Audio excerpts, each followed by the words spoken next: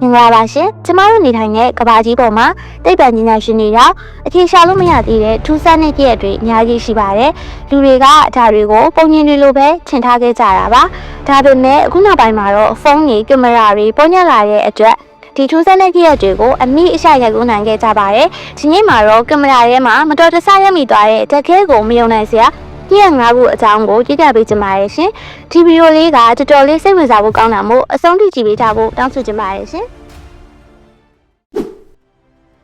ပရမာဇွန်ခုကတော့ကြောက်စရာကောင်းတဲ့မီးစင်နှမောင်းတွေအကြောင်းမှာဒါကရိုးရိုးလေစင်နှမောင်းမဟုတ်ပဲမီးတောက်တွေနဲ့ဖွဲ့စည်းထားတာပါတောမီတောင်တဲ့အခါမှာပူရင်းတဲ့လေထုနဲ့လေရင်းတွေပေါင်းစပ်မိပြီးမီးတောက်တွေကအငင့်ပေရာချီရဲ့မီးရိုက်ကြီးအဖြစ်ပြောင်းလဲသွားတာပါ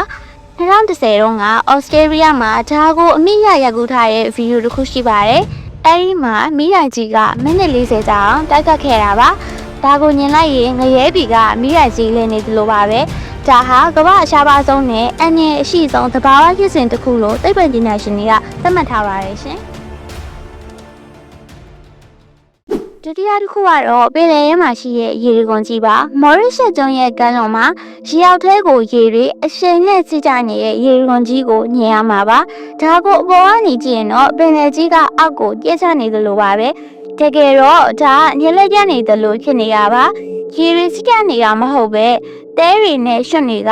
ပင်လယ်အောက်ခြေကိုစီးကြနေတာဖြစ်ပါတယ်ဒါပေမဲ့ဒါကို drone နဲ့ရိုက်ထားတဲ့ဗီဒီယိုတွေကတော့တကယ်ကိုရင်သက်ရှုမောစရာပါပဲကဘာလက်ခီးသွားတွေကဒီထူးဆန်းတဲ့မြင်ကွင်းကိုကြည့်ဖို့အတွက်ဟယ်ရီကော်ပတာနဲ့လာကြည့်ရပါတယ်ရှင်တတိယတစ်ခုကတော့အမေရိကကသိမ်မင်းတောင်ကြားမှာရှိရဲ့ကြောက်တုံးတွေပါဘယ်သူမှမတွန်းမဲ့ဒီကြောက်တုံးတွေကရွှွညင်ပေါ်မှာမိုင်ဝဲလောက်ထိလမ်းကြောင်းတွေဆွဲပြီးသူ့လိုရေရှားနေတာပါဆယ်စုနှစ်ညာစွာဘယ်လိုရေရှားနေလဲဆိုတာဘယ်သူမှမသိခဲ့ကြပါဘူးသူကတော့ဒါကိုထူသားတွေလှုပ်ထားတာလို့တော့ထင်ခဲ့ကြတာပါ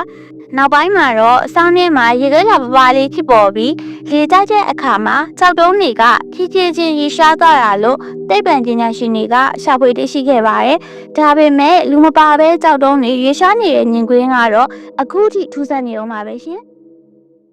ဒီတစ်ခါတစ်ခုကတော့ကျမတို့မြုံနိုင်စရာကောင်းငင်ကနေငါးတွေမိုးရတယ်လို့ကြားလာတဲ့ဖြစ်ရပါဒါကပုံညင်မဟုတ်ပါဘူးနော်။ကွန်ထရိုနိုင်ငံပြိုလေးတညွတ်မှာနှစ်တိုင်းလိုဖြစ်နေတာပါ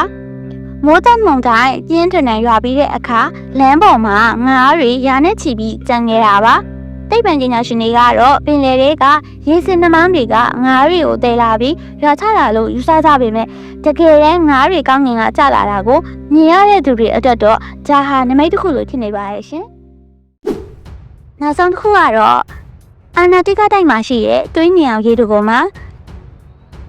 ရေခဲတောင်ကြီးကြတဲ့ကသွေးတွေလိုရေရက်နေတဲ့ရေတွေစီးကြနေတာပါဒါဟာတကယ်တော့သွေးတွေမဟုတ်ပါဘူးရှင်ရေထဲမှာတန်တက်တွေအများကြီးပါဝင်နေပြီးလေလုံးနဲ့ထိတွေ့တဲ့အခါတန်ချေတက်တယ်လို့အယောင်ပြောင်းသွားတာပါဒါပေမဲ့ရေခဲချိန်ခီယူကြီးပေါ်မှာရေရဲနေနေတဲ့ရေတကွန်ကြီးကိုညှင်တွေ့ရတာကတော့တကယ်ကိုထိတ်လန့်စရာညင်ကွင်းတစ်ခုပါပဲရှင်